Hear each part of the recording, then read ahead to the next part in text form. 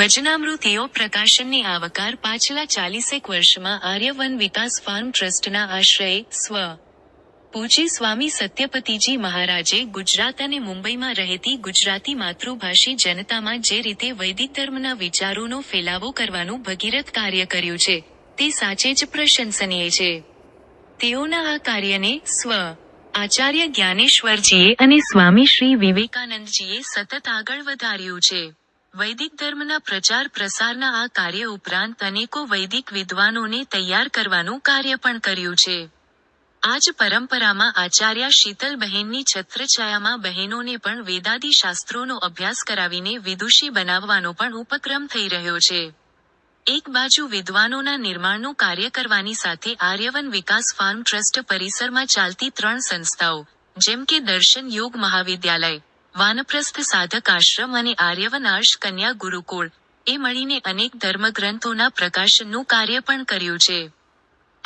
ભગવાનની ભક્તિનો સંદર્ભ હોય કે પછી વૈદિક ધર્મના વિચારોના પ્રચાર પ્રસારનો સંદર્ભ હોય, ભજનનો જે મહિમા છે, તે પ્રકટ અને સર્વસ્વીકાર્ય છે. આ જ કારણથી આર્ય સમાજના ભજનીકોએ હિન્દી ભાષામાં હજારો ભજન લખ્યા છે અને લોકોના જીભે તે શ્રદ્ધા અને માનથી સ્થાન પામ્યા છે. આપણા ગુજરાતમાં પણ વૈદિક ધર્મના વિચારોનો સ્વીકાર કરીને જીવન જીવી રહેલા અનેક મહાનુભાવોએ માતૃભાષા ગુજરાતીમાં ભક્તિરસથી ભરેલા ભજનો લખ્યા છે અને તે વખતો વખત પ્રકાશિત થતા રહ્યા છે.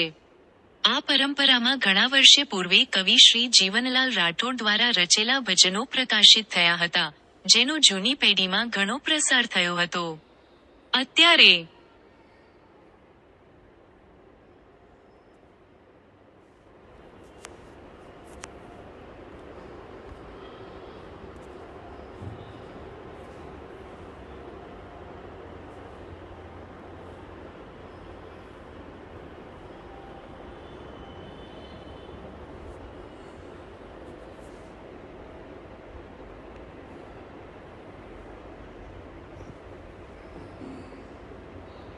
આઠ જ્ઞાનગંગાએ પુસ્તક ઉપલબ્ધ ન હોવાથી નવી પેઢીના ભાવિક ભક્તોને તેનો લાભ મળી શકતો ન હતો.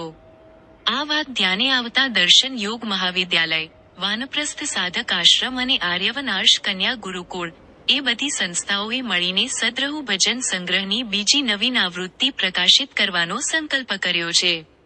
પ્રથમ સંસ્કરણના સહયોગી મુરબ્બી શ્રી ધનજીભાઈ વાલજી પટેલ, વેલાણી, આર્યવનના સ્થાપક પ્રમુખ અને શ્રી અરજણભાઈ કરસનભાઈ વેલાણી, પટેલ, આર્યવનના સ્થાપક ઉપપ્રમુખ બન્યા અને બીજા સંસ્કરણ માટે તેમના સુપુત્રો સહયોગી દાતાઓ બનેલ છે. તે આર્યવનના પરિવારો માટે ગૌરવની વાત છે.